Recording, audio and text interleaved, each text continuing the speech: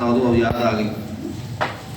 اس سے پتہ چلتا ہے کسی مولوی کے پاس جانے کی ضرورت نہیں، کسی مفتی کے پاس جانے کی ضرورت نہیں۔ اس حدیث کی روشنی میں آپ خود اپنے ایمان کا جائزہ لیں گے، میرا ایمان کس لیول پر ہے۔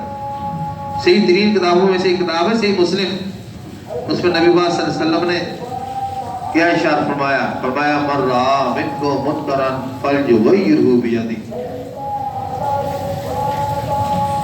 جو آدمی تم میں سے کسی برائی کو دیکھے، آپ نے فرمایا فلیغیرہ بیدہ، اس کو چاہیے کہ طاقت سے اس برائی کو ختم کرے، خود کو ہٹائے۔ سامنے برائی ہو رہی ہے، جو مسلمان ہے، مسلمان کے سامنے غلط کام ہو رہا ہے، فلیغیر بیدہ، ید کہتے ہیں ہاتھ کو، ہاتھ کے ساتھ، اور طاقت سے اس کا منع روکے، برائی کو خاتمہ کرے۔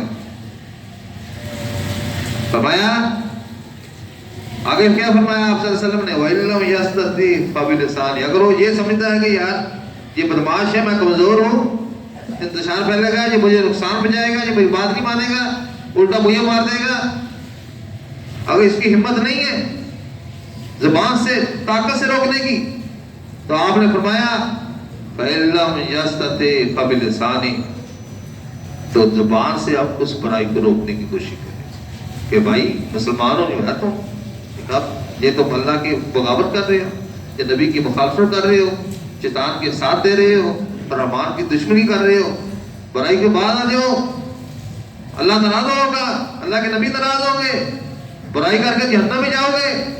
پیار سے محبت سے سمجھائے، زبان سے فرمائے، اپنا حق پورا کرے۔ کیوں کہ ہمارے ذمہ کیا ہے؟ پہنچانا ہے۔ ہدایت کس کے ہاتھ میں؟ اللہ کے ہاتھ میں۔ وما علینا الا البلاغ کہتا ہے نا، ہم نے دین کی بات پہنچانی ہے۔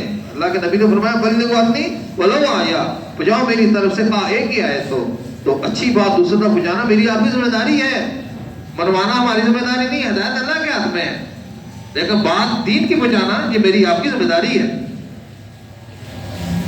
کیا بتا کہ جس کے پاس علم ہے دین کا وہ عمل نہ کرے، سستی کرے، اکثر ہوتا ہے، دوسروں کو بچائیں گے وہ عمل کرنے والا بن جائے گا، آخر کی آپ کے لیے صدقہ جاریہ بن جائے گا، آپ کے صدقہ جاریہ بن جائے گا، مر بھی جائے گا، بعد میں ثواب ملتا رہے گا، کیونکہ آپ کے کہنے کی وجہ سے وہ نیکی کرنے لگ گیا ہے۔ اور آپ نے فرمایا الدال علی الخیر کفاعلہ، نیکی کی رہنمائی کرنے والا ایسا ہی ہے جیسے خود نیکی کرنے والا ہے۔ سبحان اللہ، یہ بڑی بات ہے۔ اس لیے نیکی کی بات آگے پہنچانی چاہیے، جہاں دوستوں کے اندر دوسری دنیاوی بات کرتے ہیں، اچھائی کی بات بھی کرنی چاہیے۔ کیا پتا کہ وہ آپ کی بات سن کر عمل کر لے، اس کے لیے آپ کے لیے صدقہ جاریہ بن جائے۔ تو کیا آپ نے فرمایا آپ صلی اللہ علیہ وسلم نے، صحیح بخاری کی صحیح مسلم کی حدیث سے، فَإِن لَّمْ يَسْتَطِعْ فَبِلِسَانِهِ، اگر وہ زبان طاقت سے نہیں روک سکتا تو زبان سے برائی کو روکنے کی کوشش کرے، زبان کے ساتھ، بات کے ساتھ، اس کے دل کے اندر برائی کرنے والے کے دل کے اندر اس کی نفرت پیدا کرے تاکہ وہ برائی سے روکے۔ فرمایا اگر وہ یہ بھی نہیں کر سکتا، نہ طاقت سے روک سکتا ہے، نہ زبان سے روک سکتا ہے، فَإِن لَّمْ يَسْتَطِعْ فَبِقَلْبِهِ، اگر وہ نہ طاقت سے روک سکتا ہے برائی کو دیکھ کر، نہ برائی کو دیکھ کر زبان سے روک سکتا ہے، تو فرمایا کم از کم دل میں تو برا سمجھے نا یہ کام غلط ہو رہا ہے۔ آگے سن لے آپ حضور نے کیا فرمایا، فرمایا وَذَلِكَ أَضْعَفُ الْإِيمَانِ، یہ ایمان کا کمزور ترین درجہ ہے۔ اب اللہ کے نبی کیا فرما رہے ہیں کہ بندہ برائی کو دیکھ رہا ہے، اگر طاقت سے روکنے کی طاقت نہیں رکھ سکتا، نہیں روک سکتا، زبان سے بھی نہیں روک رہا اور دل میں بھی برا نہیں سمجھ رہا، تو آیا یہ کمزور ترین درجہ ہے، اس کے نیچے درجہ ہی نہیں ہے۔ میں فتویٰ نہیں لگا رہا، میں نے صحیح مسلم کی حدیث آپ کو سمجھ۔ اب ہم خود دیکھنا چاہیے ہمارا لیول ایمان کا کس لیول،